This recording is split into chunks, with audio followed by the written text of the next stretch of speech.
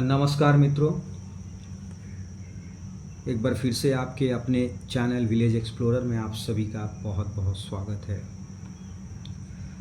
दोस्तों, रोहित मिंज से जुड़ी एक खबर मुझे लगता था कि मैं आप तक समय रहते साझा करूं, पर कुछ परिस्थितियां ऐसी बनी हुई है जिसकी वजह से मैं आप तक नहीं रख पा रहा था।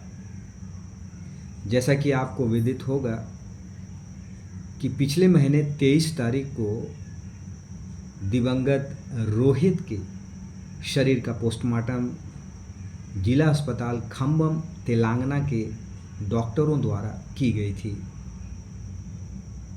और उसी दिन लगभग शाम के 4 बजे रोहित के परिवार से जुड़े उनके चाचा और गांव वालों ने वहां के लोकल एक ट्रस्ट के सहयोग से उस पार्थिव शरीर को लगभग 1000 किलोमीटर की दूरी बाई रोड तय करके उनके पैतृक स्थान बरकानी, जो कि राउरकेला स्टील सिटी उड़ीसा के अंतर्गत आता है, वहाँ उसे लाया गया था और विधिवत तरीके से उनके जो अपने संस्कार हैं, उनके जो समाज से जुड़े जो रीति रिवाज हैं, उस बच्चे का अंतिम संस्कार किया गया। मिली जानकारी के अनुसार जो उनके परिवार से है,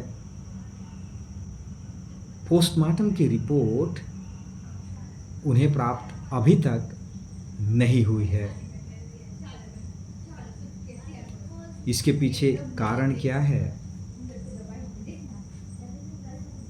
यह वही बता सकते हैं।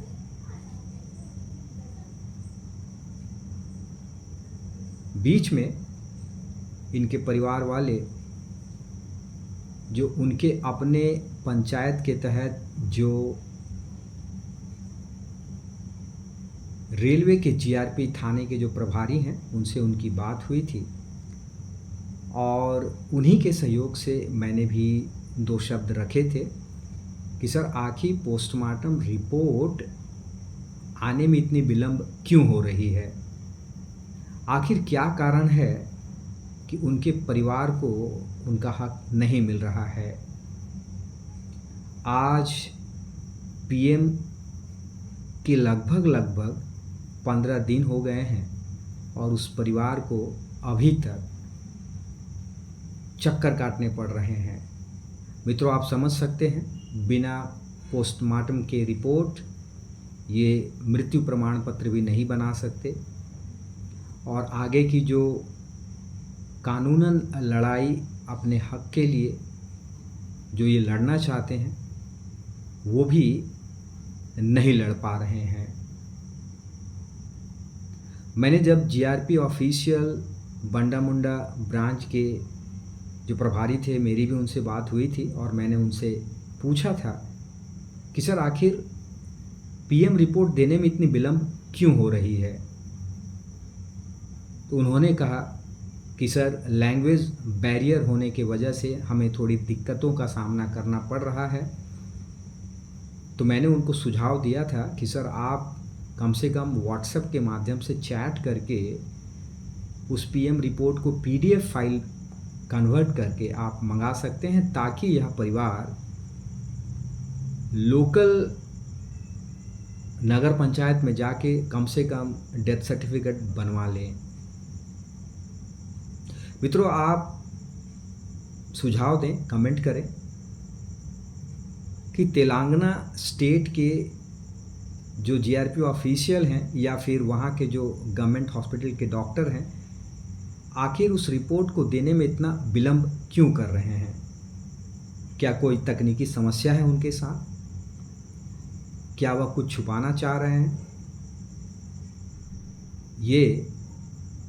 उनकी ये एक्टिविटी संदेह के दायरे में रखती है।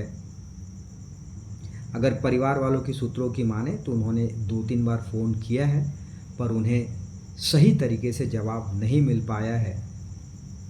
और मेरे भी जो मित्र हैं, उनसे भी मैंने आग्रह किया था और उनका कहना है कि ये आने वाले सोमवार को शायद उन्हें वह रिपोर्ट प्राप्त हो और जैसे यह रिपोर्ट मुझे मिलती है तो मैं इमीडिएट तरीके से उनके परिवार वालों को साझा करने वाला हूँ।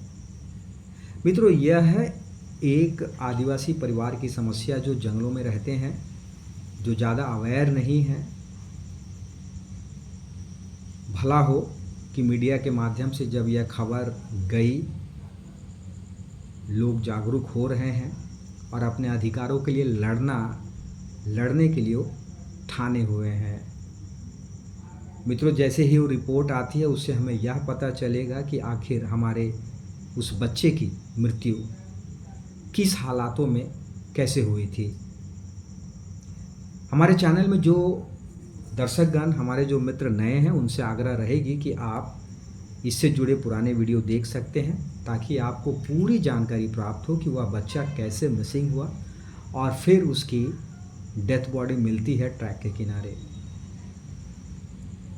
मित्रों, हमारे साथ आप बने रहिए और प्रवासी मजदूरों से जुड़ी जनजातीय परिवारों की जो समस्याएं हैं, मैं इसी तरीके से कोशिश करूंगा बिना लाग लपेट के स्पष्ट तरीके से आप तक रखूं ताकि ऐसी घटना से बचा जा सके और हमारे बच्चे जागरूक हों और कमाने जाने से पहले जो भी ज़रूरी जो सुरक्षा के आयाम हैं, जो उनके कर्तव्य हैं, जो उनके अधिकार क्षेत्र में हैं, जो प्रवासी मजदूरों के लिए हमारे केंद्र सरकार ने जो मिनिस्ट्री ऑफ ट्राइबल अफेयर के तहत जो उन्हें प्राप्त है, वह जानकारी उन्हें उनके पंचायत के सरपंच सचिव के माध्यम से मिले।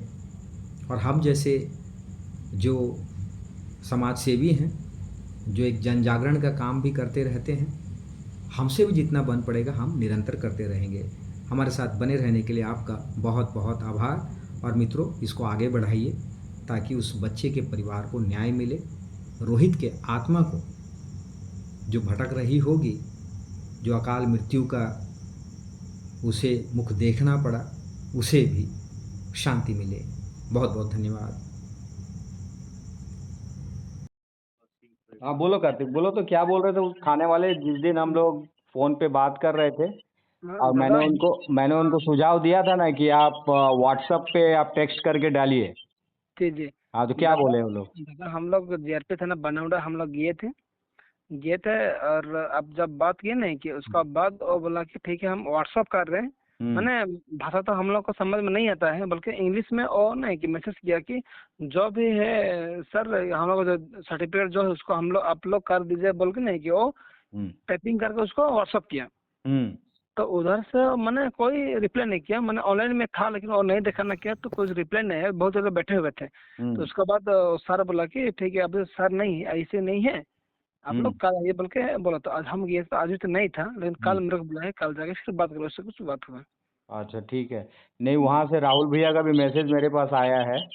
जी राहुल भैया बोले कि भैया मैं वो अपने जीआरपी से मेरी बातचीत हुई है जी और वो बोले हैं सोमवार को।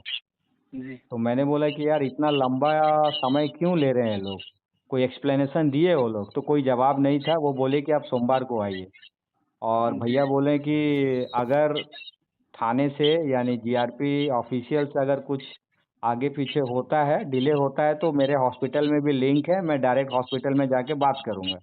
जी जी मेरे जी पास मैसेज आया और मैसेज तुम्हें मैं फॉरवर्ड कर रहा हूँ। जी। अभी मैं उसी पे सोचा कि ना एक बार, अभी मैं इसको कंप्लीट करके तुम्हें फ़ोन करने ही वाला था कि तुम्हारा फ़ोन आ गया। अच्छा अच्छा। हाँ। और गांव में और क्या है, वो वकील साहब से बातचीत हुआ तुम लोग का? जोजो, एडवोकेट जोजो? हाँ दादा, मेरे से बात नहीं हुआ साथ मेरे भैया साहब ने नहीं की, जो हाँ सुनीता जो मेरे भाभी नहीं की हाँ हाँ साथ, वही सब जो बात किया हुआ है, ऐसा कुछ हाँ मेरे साथ तो मैंने सामने सामने बात नहीं हुआ है ना। हाँ। नहीं, मेरा बात हुआ था, मैं बताया था ना, मेरा बात हुआ था। जी। और वो बोले हैं कि दादा एक बार जो है पीएम रिपोर्ट आ जाए और उसके बाद हम लोग एफआईआर करेंगे जी और उसमें क्या क्या धारा लगा सकते हैं, जी उसके बेस पे फिर हम लोग केस आगे लड़ेंगे। हम बोले ठीक है, कानूनन जो भी हो सकता है आप करिए और मेरे तरफ से, मीडिया के तरफ से जो सहयोग हम कर सकते हैं हम बिल्कुल करेंगे। जी। अभी दादा कोई, बस हाँ बोलो। मेरा, दादा अभी भी नहीं कि मेरे को लग रहा नहीं आप ही का वजह से नहीं कि मेरे को भी लग रहा है कि कुछ हो पाएगा, जैसे लग रहा है दादा। आप कभी नहीं कि मैंने हम लोग को बीच रास्ता में मत छोड़ दीजिएगा, नहीं कि जो कि हम लोग का जो भी आसारा अरे कार्तिक, तू मेरा छोटा भाई है, कैसे छोड़ देंगे? तुम कैसा बात कर रहे हो बाबू?